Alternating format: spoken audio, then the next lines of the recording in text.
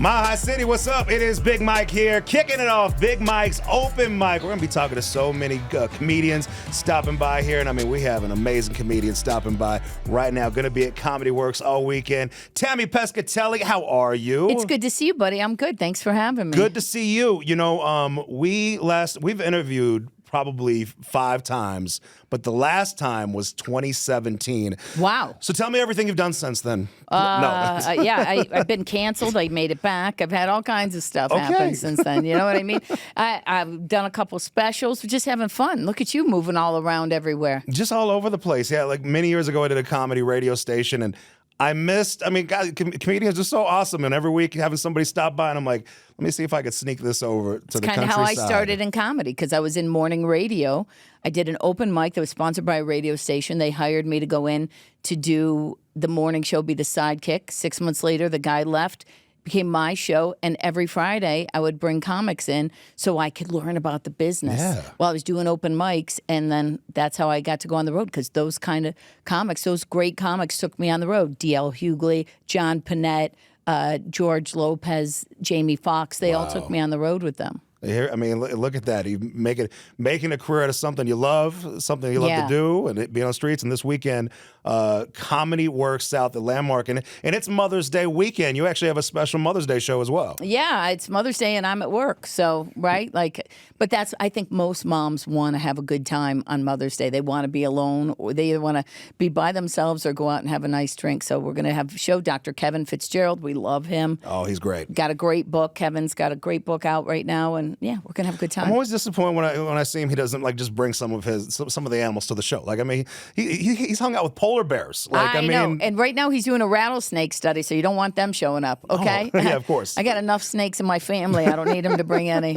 This is also a big day, because today, literally today, you pull up Netflix. There's a brand new movie.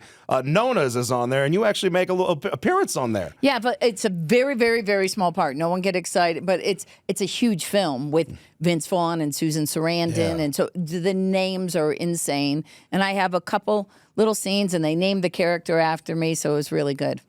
I was watching the trailer, and I mean, immediately I felt like I needed it, because this is based on a true story. Yes. But immediately, I mean, all you see is Italian food all over this trailer. Don't watch it hungry. I'm telling you, you'll pause halfway through and go make a meal and then have to come back. Order some food, watch it while you eat, because they have these amazing shots of this food. We were at the premiere, and all we had, it was so funny. The premiere was amazing. It was in New York. It's all the things you think. It's across the street from the plaza. But you know what they gave us at the movie? Popcorn and water. And I'm watching this pasta and this sauce and this stuff. Like, guys, you couldn't give me a little better nosh? How about a cannoli to watch this? Or something. Now, you were on set.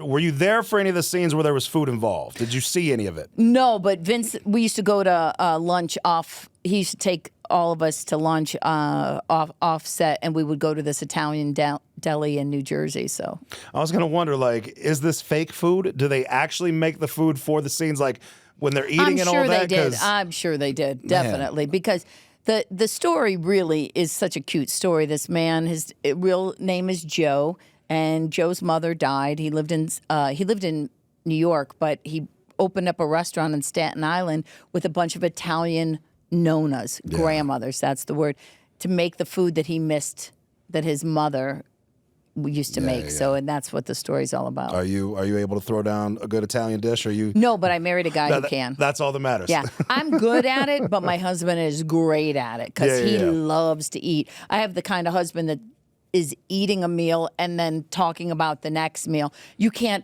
and he's this big. Like, it's not like he definitely, if I ate as much as he ate, I'd have another TV show called My 600-Pound Life. So, well, you are here this weekend, Comedy Works South of Landmark. And like I said, very special. It's a family-friendly show on Sunday, so anybody can come.